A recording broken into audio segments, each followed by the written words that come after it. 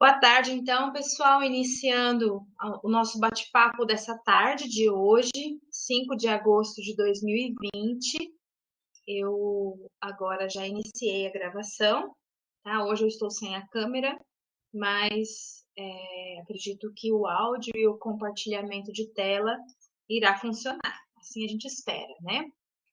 Se tiverem dificuldade com qualquer coisa, indiquem aqui no bate-papo que eu vou tentar ficar atenta o tempo todo. Bom, pessoal, eu agradeço demais a presença de todos vocês, né, que estão aqui comigo nessa reta final do nosso curso. O nosso curso de paleontologia e macroevolução se encerra na semana que vem. O nosso último encontro será na quarta-feira que vem, tá? Então, e eu aí pretendo ter o prazo, eu tenho o prazo até o final da semana que vem para processar todas as informações para a gente poder gerar o certificado para vocês, tá? Não sai na hora, é a nossa pró-reitoria de extensão que vai emitir um certificado, registrando as horas, registrando o conteúdo. Então, isso demora, o registro de número, né, associado ao processo. Então, é um certificado que depois vocês conseguirão validar em atividades extras, né? Às vezes quem ainda está na graduação precisa de horas complementares, então é bem tranquilo de conseguir utilizar essas horas aí com o certificado em mãos, tá? Demora um pouquinho, mas eu preciso preencher uma série de coisas e assim que estiver disponível eu mando na listagem para vocês, tá? Mas eu ainda não estou encerrando o curso, né? Isso vai acontecer só na semana que vem. E um outro recado que eu queria dar é o esclarecimento, né, referente à semana passada. Na semana passada nós não tivemos o nosso encontro, porque eu estava com o meu login da UFO totalmente bloqueado. Então, todos os meus acessos que, que era do mesmo login da UFO, eles foram bloqueados. Eu acredito que a minha conta foi hackeada, a senha foi mudada. Então, teve uma série de protocolos que eu tive que cumprir até perceber que eu estava com esse problema, né? Então, eu não consegui acesso ao Canvas, porque eu usava o meu login da UFO. Também não conseguia acesso à webconf, né, a minha sala. Todos os meus acessos foram bloqueados, mas finalmente a gente conseguiu recuperar esse acesso e agora está tudo fluindo muito bem, tá? Então, eu peço desculpas por não ter conseguido avisar a tempo. Agradeço de antemão aqui o Gustavo, que ele também participa do curso lá da educação, né, que a gente faz na terça-feira. E no da terça-feira eu consegui avisar porque era um acesso do login via Yahoo, e aí eu consegui, mas pelo Canvas, né? Mas o de quarta, que o acesso é pela UFO, eu não consegui comunicá-los, mas eu agradeço ele ter comunicado aos demais colegas que eu estava com problemas, então, problemas técnicos, né? Acontecem, às vezes a internet cai, às vezes a energia acaba, né? Tem manutenção no prédio bem no dia, então, assim, tudo muito novo e diferente, assim, para nós, né? Então, no remoto as coisas complicam um pouquinho, tá? De modo que hoje eu vou fazer uma apresentação tentando unificar os 3 tópicos que ficaram pendentes lá. Então, hoje a gente vai trabalhar dentro da nossa apresentação aqui em macroevolução questões ecológicas que vão definir um processo evolutivo, macroevolutivo, né, de interação ecológica e coevolução, e vou falar também a respeito de um fenômeno que a gente observa, né, ao longo aí da evolução, que ficou conhecido como Revolução Marinha Mesozoica, tá? Então, eu vou apresentar para vocês esses temas todos e semana que vem o nosso encontro vai ser para finalizar e encerrar o nosso projeto de extensão, tá? Então, na semana que vem vai ser uma coisa, um bate-papo para a gente discutir um pouco ou mostrar alguns apontamentos, né, do que foi proveitoso e do que não foi tão proveitoso, tirando as questões técnicas, mas uma avaliação que a gente pode fazer, né, e aí a gente encerra na semana que vem, ok? Quanto ao Canvas, eu vou colocar até sexta-feira um último fórum para que vocês possam colocar por escrito lá para mim essas questões aí de avaliação. Então, o que vocês avaliaram de positivo e de negativo, ou o que acrescentou, qual foi a experiência de vocês, né, diante da realização desse curso de extensão. Especialmente, isso para mim é interessante, porque se a gente for considerar que o público, né, que eu trabalhei, que nós fomos trabalhando ao longo dessas 10 semanas, é um público bem heterogêneo. Então, a gente tem várias formações, vários níveis de formações e diversidade de formação e atuação. Então, a paleontologia, ela está em maior ou menor grau na vida de cada um de vocês. Então, por isso seria para mim interessante ouvir de vocês o que, como vocês sentiram esse curso, tá? Então, vamos lá, vou compartilhar aqui a minha tela, compartilhando. Deixa eu ver o bate-papo. Tá. E será o compartilhamento da tela. Perfeito. Vocês observam a minha tela, né? Vou começar a minha projeção. Sim, ok. Então, vamos lá. Para a gente falar, então, hoje na nossa última aulinha com slides, né? Que depois eu vou subir lá e colocar o link da aula para aqueles que não tiveram a oportunidade de acompanhar ao vivo, vai ficar gravado lá o link com o vídeo para depois observar. Hoje, então, a gente vai falar dos temas que eu comentei com vocês, que seria, na verdade, as interações ecológicas, né, e o processo macroevolutivo por trás dessas questões ecológicas, de interação ecológica, e sobre acerca de um momento muito especial que nós temos aí ao longo de todo o Fanerozoico, que é o momento da Revolução Marinho-Mesozoica. O que é? Né? O que significa e por que nós chamamos dessa forma. Então, antes de iniciarmos, quando a gente pega esse slide inicial aqui de abertura, nós temos nesta reconstituição, né? Isso é uma reconstituição paleoecológica, e nós temos aí nesse ecossistema série de invertebrados, isso daqui é do Paleozoico inferior, né, do Ordoviciano. Então, nós temos aqui uma série de grupos de invertebrados, e só por colocarmos todos um do ladinho do outro, desta forma como o autor apresentou, já me dá uma ideia de interação ecológica, né?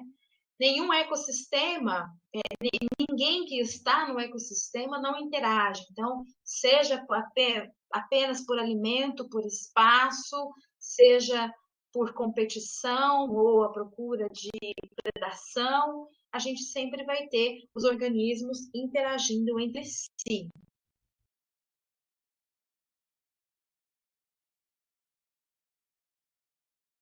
Um minutinho, vamos permitir a entrada do pessoal aqui.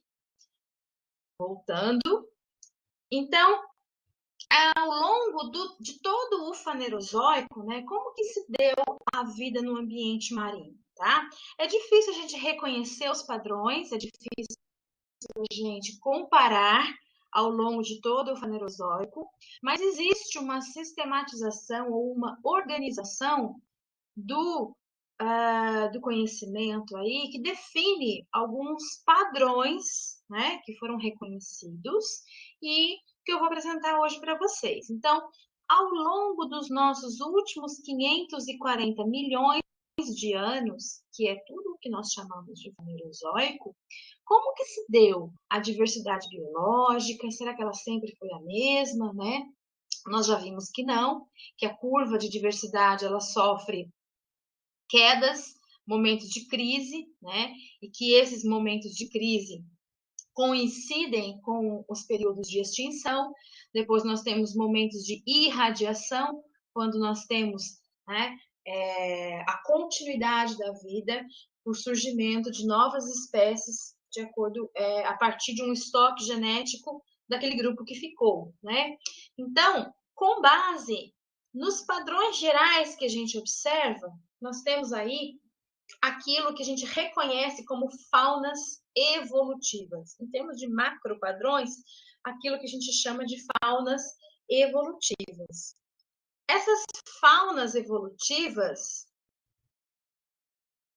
elas foram definidas ou reconhecidas com base em 2 critérios, basicamente. Critérios que são todos ecológicos, ou seja, me interessa saber qual é o modo de vida do organismo que vai constituir essa fauna. Então, se ele é da epifauna, se ele é da infauna, se ele é bentônico, tá? Na hora que eu falar todos esses termos no próximo slide, eu vou dar uma revisada, porque nem todos vocês, pode ser que nem todos vocês estejam familiarizados com isso, né? Com esses termos ecológicos que nós trabalhamos quando fala de fauna evolutiva. Então, me interessa saber interações bióticas, né? Interações ecológicas, cadeias tróficas e modo de vida. Então, com base nesses quesitos ecológicos, os autores definiram 3 faunas típicas. Então, eu tenho aquela fauna típica, que eu chamo de fauna cambriana. Depois eu vou ter a fauna típica, que eu chamo de fauna paleozoica, e depois eu vou ter a fauna moderna, tá?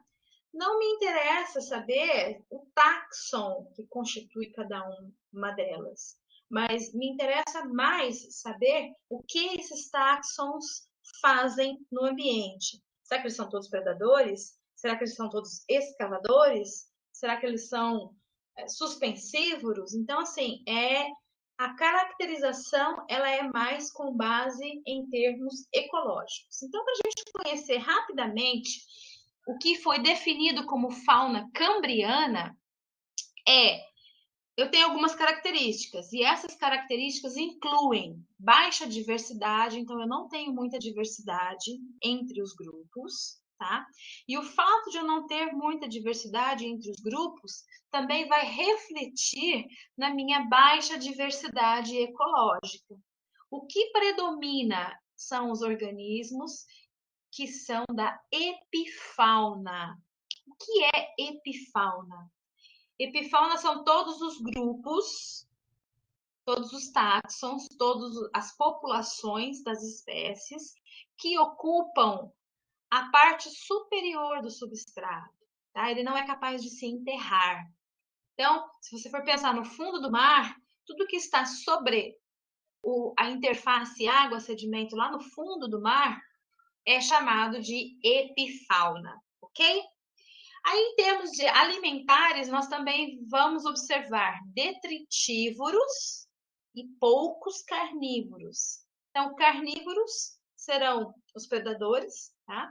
E detritívoros são aqueles grupos de organismos que se alimentam da matéria orgânica que está em decomposição nesse substrato. Então, praticamente, eles filtram, né? Ou procuram a matéria orgânica que está ali entre os grãozinhos de areia, os grãozinhos de silt, ok?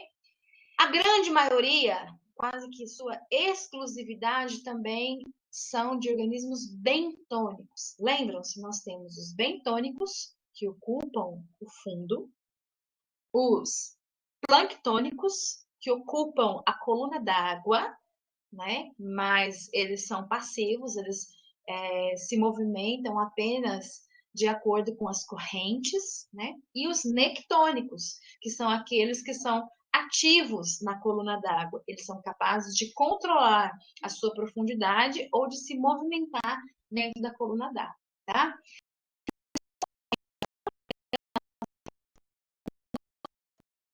Nós ainda não tivemos a irradiação para os demais grupos, ok? A cadeia trófica é simples. é a mais simples possível, é o menor nível de complexidade. Nós vamos ter 3 ou 4 hierarquias, né? Então, os produtores primários, ou os produtores, os consumidores primários, os secundários, já temos aqui poucos predadores, mas temos, ok? Por que ela é chamada de fauna cambriana? Porque se a gente for olhar a curva de distribuição, né, o predomínio, o maior número de organismos que apresentam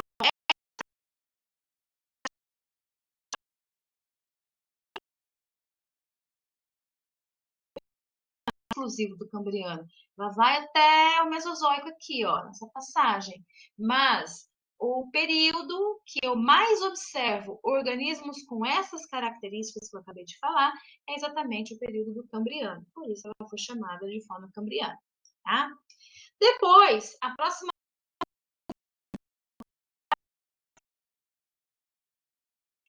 paleozoica. Vejam, a chamada fauna paleozoica, ela tem os seus integrantes lá no Cambriano também, só que aí aqui ao longo do meu Paleozoico, que é essa cinzinha mais claro, é onde eu tenho o maior número. Aí ela vai sofrer uma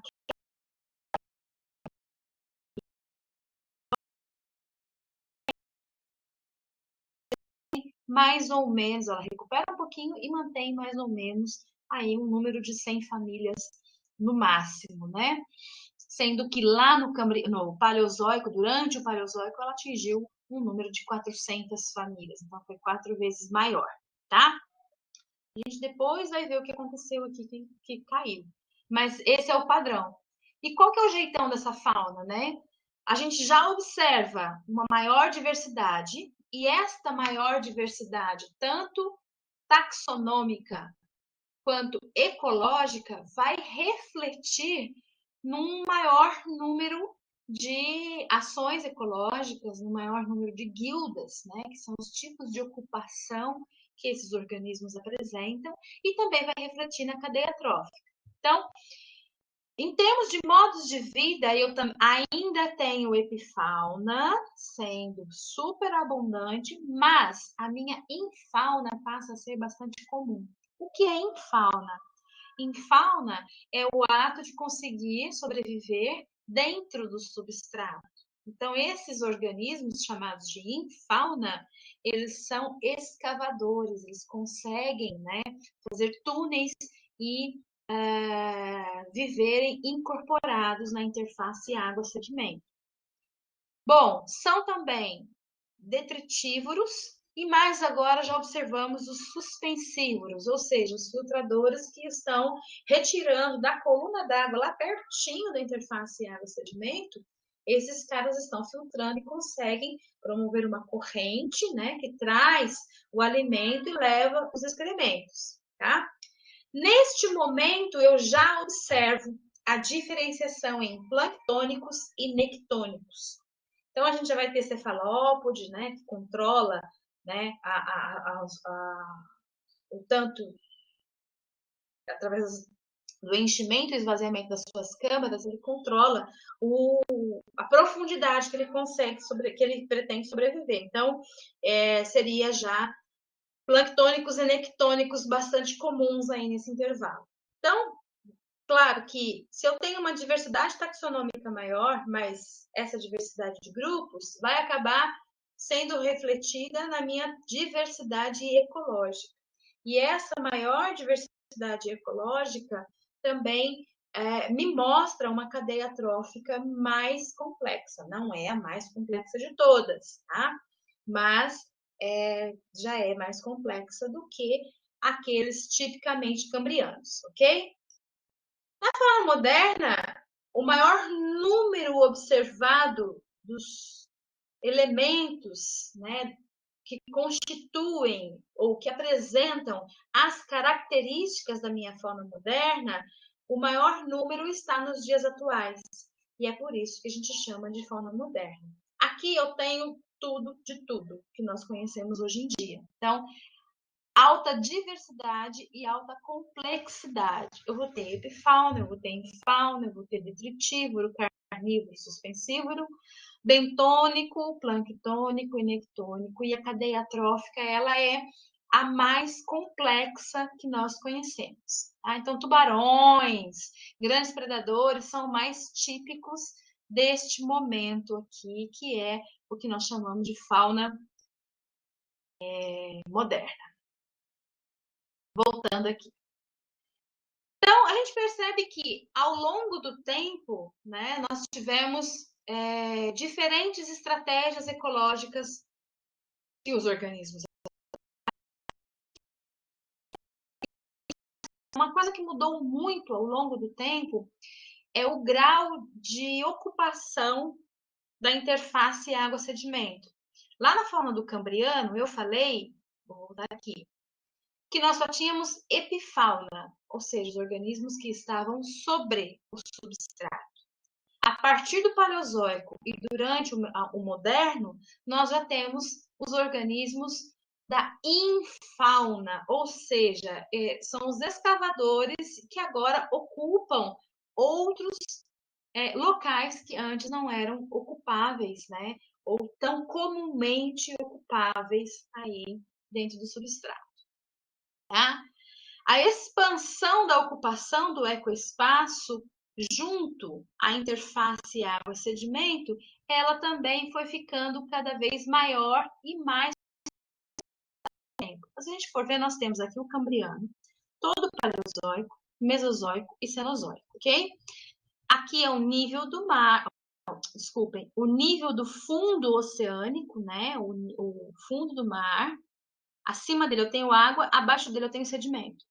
O que aconteceu, né? A gente consegue observar nas estratégias ecológicas. Nós temos organismos se tornando, né, da infauna, e existe também um momento em que essa infauna passa a ficar muito profunda. Tá? Esse é o processo de infaunalização que foi acontecendo desde o Cambriano até os dias atuais. Ok? Quando a gente plota as três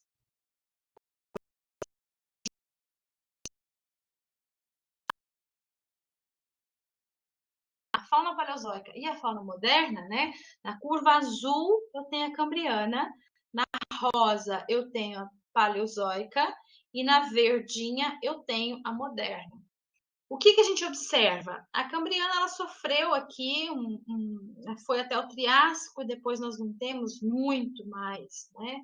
Nos dias atuais, a observação de organismos que sejam exclusivamente dessa forma, né, com aquelas características que eu apresentei.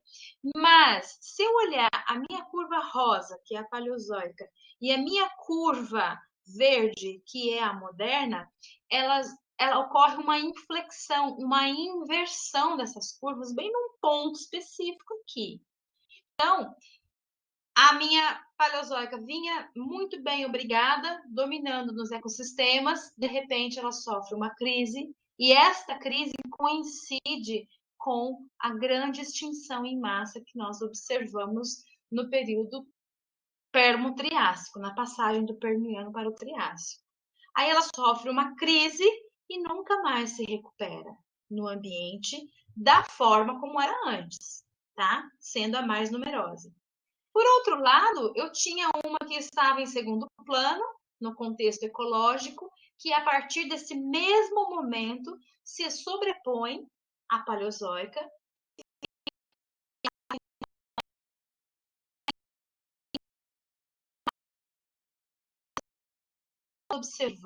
Nós observamos que existe uma inversão dessas curvas e que essa inversão está relacionada à extinção permo-triássica. Só acertar aqui, pronto.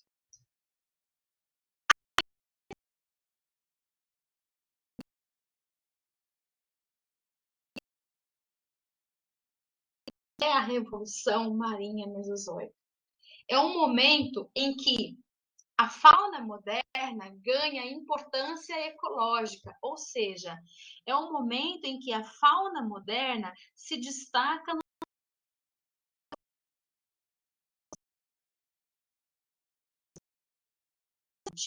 em destaque no ecossistema, tá? Como nós tivemos a extinção do Permiano Triássico aqui, e a irradiação posterior a essa extinção, ela favoreceu mais os grupos que apresentam as características daquilo que nós reconhecemos hoje como fauna moderna, do que as características dos grupos daquilo que nós reconhecemos hoje como fauna paleozoica, tá? Então, este é o fenômeno de revolução marinho-mesozoica. A revolução marinho-mesozoica, ela é uma consequência também da grande extinção que nós observamos, né, do Permo-Triássico, e que vai alterar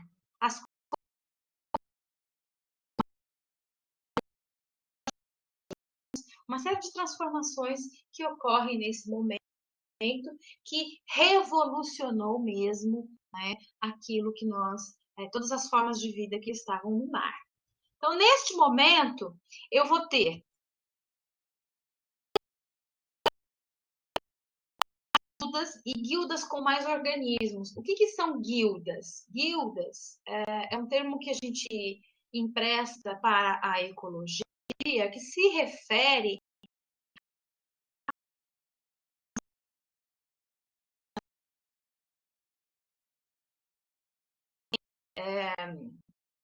epifauna, infauna, detritívoros, suspensívoros, tá? Então, são categorias, né, ecológicas, seja alimentares, seja de ocupação, é a função que o organismo tem no seu ambiente. Então, além de, a partir da revolução,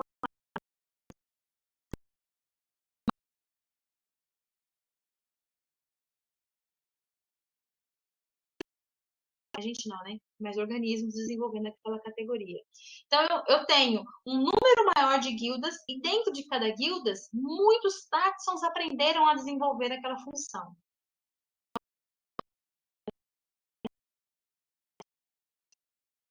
Muita interação ecológica, porque se eu tenho mais, né, guildas e mais organismos desenvolvendo a mesma guilda, como resultado eu vou ter mais interação ecológica, maior diversidade, maior produtividade biológica, e é neste momento aqui, do comecinho aí do Mesozoico, que a gente vai ver algo que muito nos interessa, que é intensa durofagia e a grande diversificação dos predadores, né?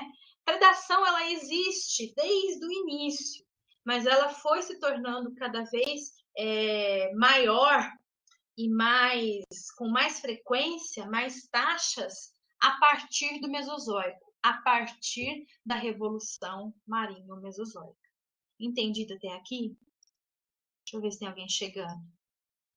Não, acho que estamos todos já na sala. Então, vamos seguir.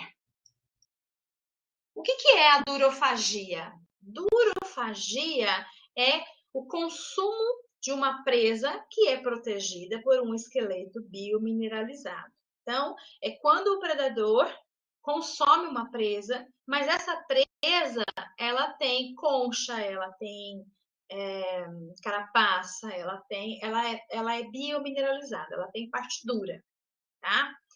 E é mais difícil o acesso, né? Nessas imagens aqui, eu tenho um gastrópode que foi predado, né? Essas quebras aqui, né, de predação por caranguejo. Eu tenho um trilobita que foi bem mordido aqui, ó, também. Uma perfuração.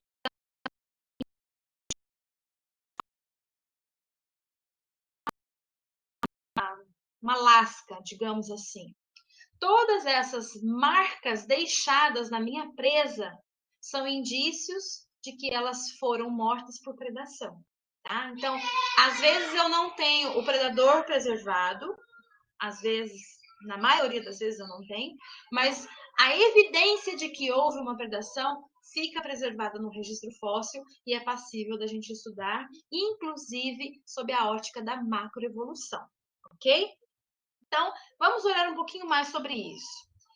Todas as relações tróficas que deixam aí, né, registros, elas estariam no nível hierárquico ali dos consumidores secundários. Então, eu vou ter raspadores, por exemplo, que eles não matam a presa, mas eles se alimentam da presa. Eu tenho parasitas, né? Que eles não matam, mas também se alimentam. Mas se o grau de infestação, se o grau de parasitismo for muito alto, a presa pode vir a morrer. Não sei se vocês conseguem identificar nessas imagens, mas nós temos aqui um crinoide, né, completíssimo, e a região oral desse crinoide, nós temos aqui um gastrópode sobre ele, né, parasitando bem a parte oral deste crinoide. Então, o crinoide faz todo o trabalho de promover circulação de água para trazer o alimento, e esse bonitão aqui desse gastrópode fica ali só roubando o alimento que estaria entrando no meu crinoide. Tá? Essa é uma belíssima imagem, muito, muito rara, né, do Paleozoico que nós temos aí. Temos também parasitoides, que é quando eu tenho, né, várias infestações. Isso aqui são moluscos bivalves que estão infestados por poliquetas, né, bastante comum. E o que mais deixa evidência no registro geológico, no registro fossilífero, né, é a ação dos predadores. E isso é bem legal. O predador, ele mata a presa para ter acesso à comida. Qual que é o registro que a gente tem de que isso aconteceu? Por exemplo, em conchas, esses furinhos são marcas de predação. Vejam que esta concha em E, por exemplo, eu tenho duas perfurações, e essas perfurações são bem-sucedidas. O que isso quer dizer? Que não atingiu, o cara veio, perfurou a concha, mas não atingiu a parte proteica da concha. Então, ele não conseguiu se alimentar dessa presa. O pobre coitado desse predador gastou muita energia, mas não teve o deleite do seu jantar ou do seu almoço, tá?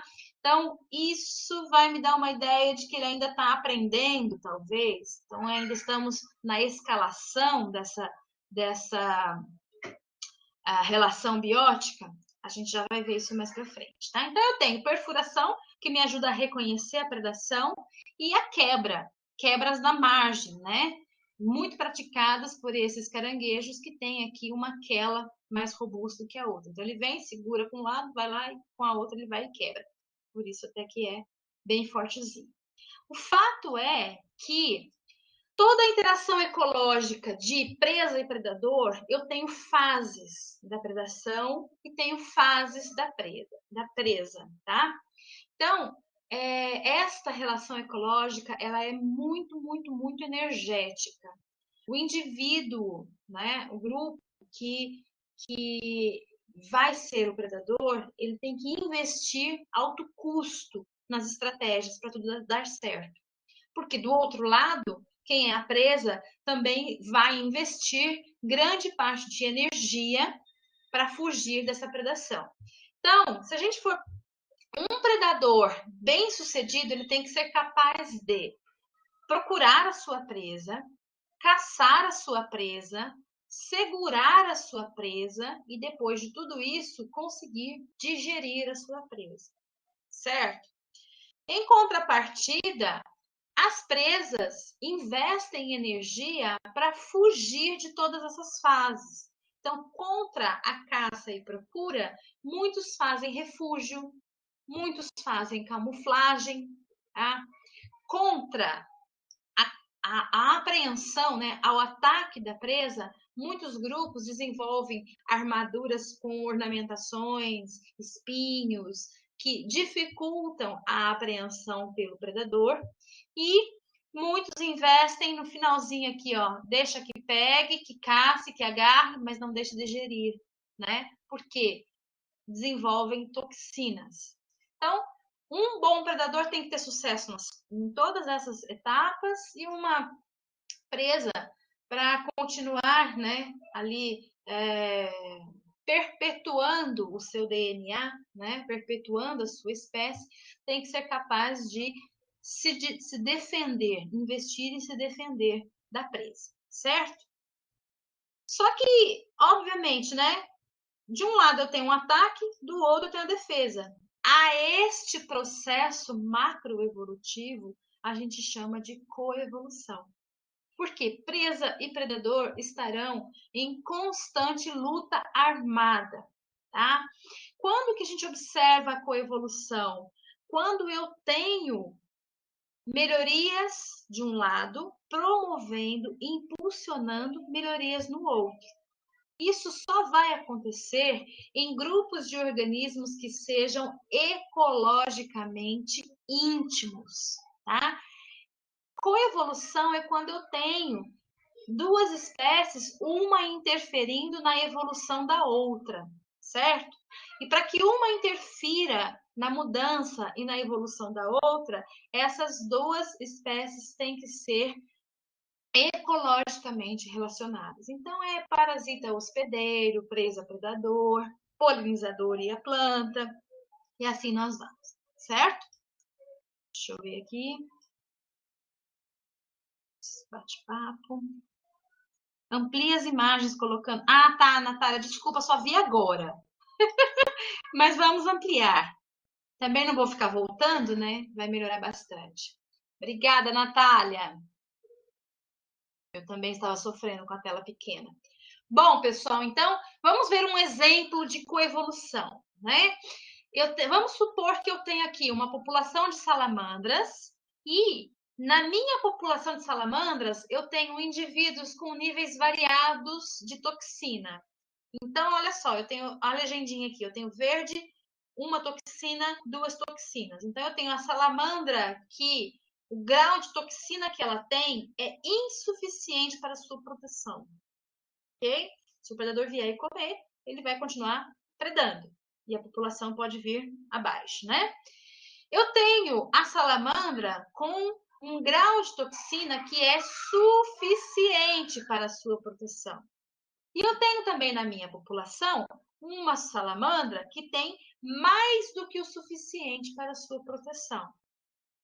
Qual desses três tipos de indivíduos dessa população tem maior chance de sobrevivência? Vamos pensar um pouquinho? Quem não tem proteção, quem tem proteção na medida ou quem está com superdose de proteção? O que será que é melhor em termos de sobrevivência desses indivíduos? Hein? Vamos ver aqui.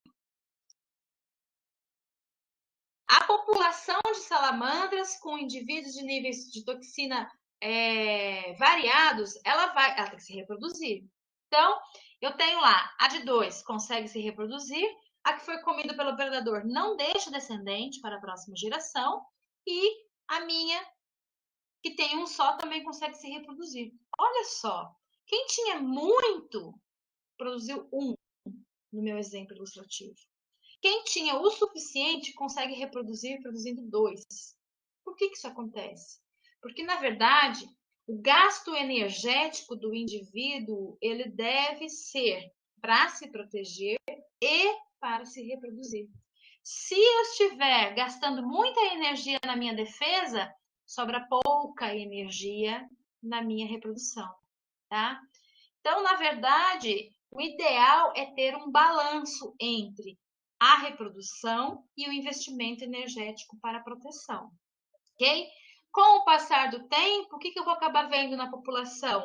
Que mais e mais eu vou ter da opção daqueles que está suficiente, ok? Até que toda a população fica suficiente e os outros foram eliminados. Seja porque não consegue reproduzir muito, seja porque nem chega a reproduzir, ok? Aqui o que a gente observa é que qualquer melhoria no ataque vai desencadear uma melhoria na defesa. Então, eu tenho a minha salamandra com uma dose de defesa. Vamos supor que o seu predador se torne mais eficiente e aprenda, né, a predar a minha única dose ali. Aí, o que vai acontecer nessa próxima geração? Eu vou ter que aumentar a dose e aí, assim, a gente vai num processo de coevolução, quando eu tenho melhorias no ataque desenvolvendo melhorias na minha defesa. O que a gente observa, portanto, é que quando eu tenho coevolução, eu vou ter em equilíbrio, já foi escalonado, já está em escalação, ou seja, já estão em interação ecológica há muitos milhares de anos. Então, isso gera um balanço adaptativo, tá? Por quê? Eu nem posso ficar, né, só na minha baixa produção de toxina ou só da minha alta produção de toxina, porque se eu tender para baixa produção de toxina, eu vou ter uma maior prole, porém eu fico muito vulnerável. Agora, se eu tender para uma alta produção de toxina, eu fico menos vulnerável, mas a minha prole, a minha descendência é menor. Tá? Mesma coisa no predador. Se eu tenho uma resistência muito baixa, eu vou ter uma sobrevivência diferenciada com relação à minha resistência alta, tá? Então, por exemplo, na resistência alta ele se alimenta, mas o rastejamento fica muito lento. E aí, este predador pode ser passível de sofrer ataques de outros predadores e assim sucessivamente, tá? Bom, existe um modo, né? Talvez vocês já tenham ouvido falar, que é o modo Rainha Vermelha, que é um modo de coevolução, que é um modo de escalação, chamado de Rainha Vermelha. Foi um termo introduzido por Van Valen em 73, e é exatamente por causa da Alice no País das Maravilhas mesmo, tá? Então faz uma alusão, tá? A corrida armamentista, né, que se refere aí à escalação de predação, então se refere à presa predador ou parasita e hospedeiro, mas diz respeito a esta corrida armamentista. É como se você corresse, mas se mantém no mesmo lugar, tá? Em alusão a Alice através do Espelho, do livro, né, de Lewis Carroll, que deu origem a Alice no País das Maravilhas. E é como se você estivesse o tempo todo correndo, mas você não consegue sair do lugar. Por quê? O predador, ele vai desenvolvendo melhorias, mas ele permanece predador. A presa vai desenvolvendo melhorias na defesa, mas ela permanece presa, tá? Quando eles já estão em coevolução, os dois permanecem no mesmo lugar. É como se corressem, mas ficassem no mesmo lugar. É o que a gente vê aqui. Vamos ver. O meu gráfico em vermelho diz respeito à resistência do hospedeiro, tá? E o meu gráfico em azul é a virulência do parasita. Então, eu tenho o parasita no máximo da sua virulência, e aí nós vamos ter as gerações, tá? Então, na minha primeira geração aqui, eu tenho o máximo da virulência e o hospedeiro vai se tornar resistente um pouquinho depois. A partir do momento que ele já está resistente, a virulência vai caindo, ele deixa de ser resistente também, mas continua sendo parasitado. Então, cada vez que eu tenho um aumento na virulência do parasita, eu vou ter uma resposta também de aumento na resistência do hospedeiro. Mas hospedeiro continua sendo hospedeiro, parasita continua sendo parasita.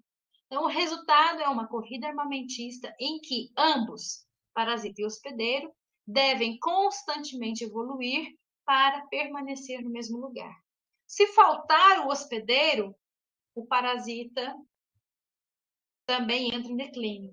Se faltar a presa, o predador também entra em declínio. Ok? Com isso, eu encerro a apresentação de hoje. Deixa eu voltar aqui. Não é aqui? Aqui. Voltei. Eu vou parar de compartilhar, ok? Que fica meio bagunçado. Vamos ver agora o bate-papo para a gente poder encerrar.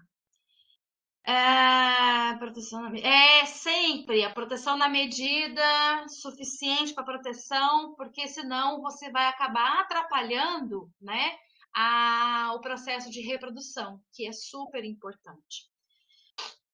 Mas defesa é a produção excessiva de muco, fazendo com que.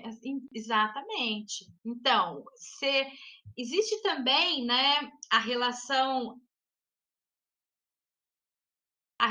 entre alta produção de toxina e o baixo número de descendentes tem a ver com o gasto energético? Tem sim, Leopoldo. Quanto maior a toxicidade que você tem, o gasto energético para a sua produção de toxina ele é alto, né? E aí, deixa eu colocar a atriz de volta.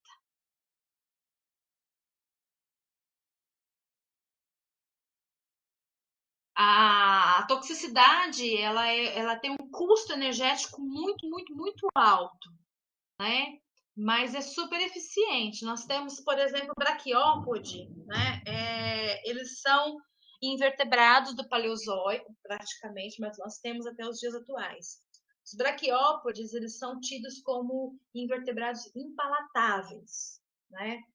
Os predadores não gostam muito de predar os braquiópodes, enquanto que a concha de um molusco bivalve é muito mais difícil de você predar, de fazer o buraquinho lá, mas a incidência nos moluscos bivalves é muito maior. Por quê? Muitos explicam que tem mais toxina nos braquiópodes. Então, aquela coisa, você procura, caça, apreende, perfura e na hora de digerir, né, de ter o seu banquete, aí você não tem toxina e acaba morrendo envenenado. Então é complicado mesmo. A ideia, né, quando a gente já está em processo de coevolução, de escalação, é que a gente observe sempre um equilíbrio. Então, as estratégias de defesa têm que ser suficientes para sobreviver, as de ataque também suficientes para sobreviver, porque tem a reprodução, que é o maior gasto energético, só que tem que ficar claro é que o que é suficiente para sobreviver hoje não é suficiente para sobreviver amanhã. Então, é um constante processo de aprendizado. Tá? A melhoria no ataque de um grupo interfere na melhoria na defesa do outro grupo. Tá? E isso é uma coisa que a gente consegue observar ao longo de todo o Fanerozoico. A partir da Revolução Marinho-Mesozoica, que a gente apresentou um pouquinho mais cedo, nós tivemos um aumento e uma intensidade muito grande na durofagia. Por isso que as faunas modernas hoje são lotadas de predadores e de muita predação, vários tipos de predação. Tranquilo, pessoal? Tudo bem até aqui?